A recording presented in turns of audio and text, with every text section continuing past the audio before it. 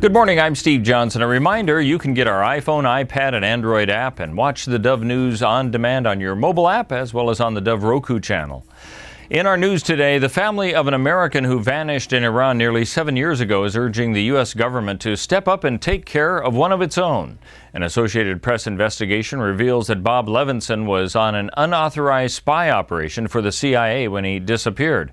That's contrary to the U.S. government's longtime description of him as a private citizen who was traveling on private business. A new statement, though, from Levinson's family calls him a courageous man who dedicated himself to and risked his life for the United States. Conservatives are still criticizing the budget deal that won approval in the House yesterday. Republican Senator Marco Rubio of Florida described it as a compromise just for the sake of compromise. And he says that the government continues to spend more money than it takes in at an alarming pace.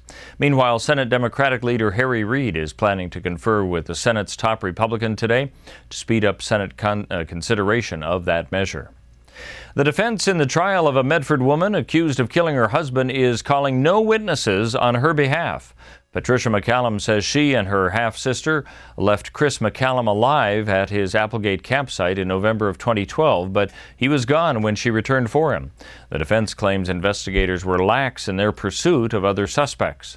Prosecutors say Patricia McCallum's story is riddled with inconsistencies. Well, cell phone conversations on board jetliners after takeoff. You like that idea? Well, no way, says Oregon Congressman Peter Defazio. He has long resisted cell chatter in cabins. Chairman of the FCC said yesterday that there's no technical reason to keep the ban.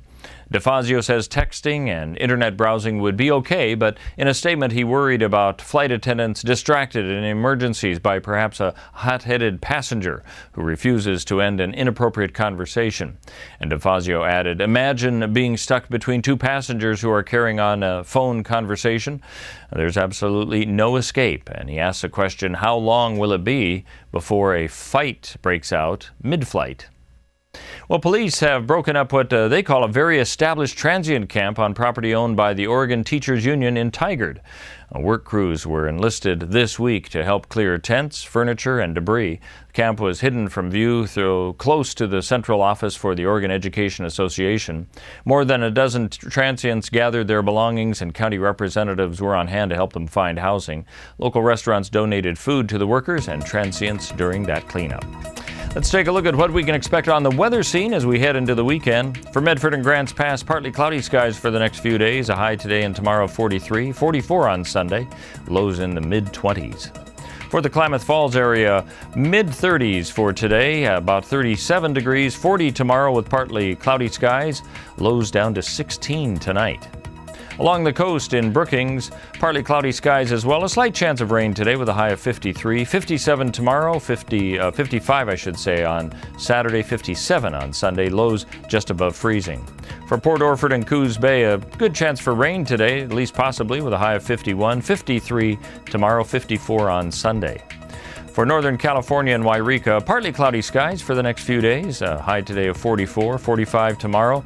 Lows all in the low to mid-20s. That's a look at news and weather. You're up to date with the latest here on the Dove.